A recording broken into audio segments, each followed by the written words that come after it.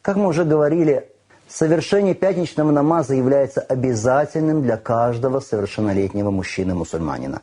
Исключением является лишь больной человек, путник и некоторые другие категории людей, у которых есть уважительные с точки зрения шариата причины.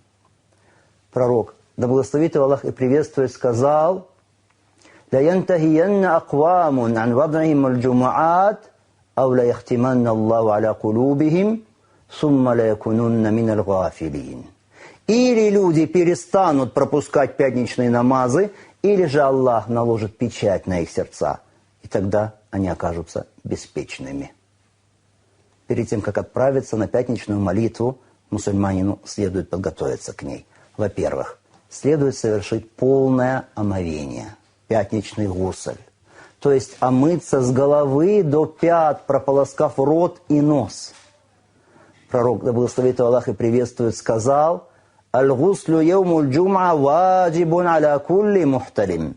Полное омовение в пятницу – обязанность каждого совершеннолетнего мусульманина. Часть ученых ислама считает, что полное омовение в пятницу – это строгая религиозная обязанность, фард. Другие говорят о том, что оно хоть и не обязательно, но весьма желательно. Необходимо избавить свой рот, одежду, тело от любых запахов, которые неприятны людям.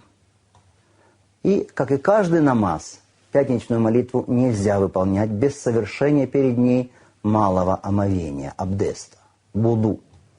Ибо нет намаза без омовения. Тому, кто идет на пятничный намаз, следует умаститься благовониями, почистить свои зубы, рот и надеть на себя самую нарядную, самую красивую свою одежду. Пророк, да благословит его Аллах и приветствует, сказал: тот, кто совершит в день пятницы полное омовение, наденет наилучшую одежду, умастится благовониями, если они у него есть, а затем придет на пятничную молитву, то эта молитва станет искуплением тем грехам, которые были совершены между ней и предыдущей пятничной молитвой. Разве каждому из нас не хочется очиститься от прегрешений, совершенных за неделю?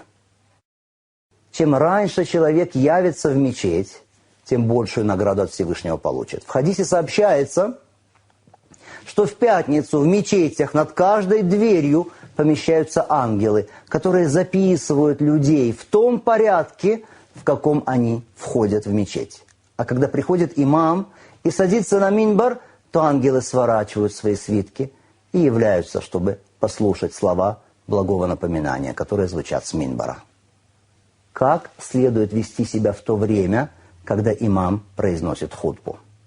Во-первых, нужно стараться находиться поближе к имаму. Насколько это возможно? То есть прийти в мечеть пораньше и занять место в первых рядах. Пророк, да благословит Аллах и приветствует, сказал: «Ухдуру зикр вадну миналь имам, фа инна раджуля ла язалу ятаба'ад, хатта юаххара фил джанна ва индахаляха». Присутствуйте во время напоминания, то есть во время проповеди, которая содержит в себе поминание Аллаха и напоминание об Аллахе и его религии. И находитесь вблизи имама.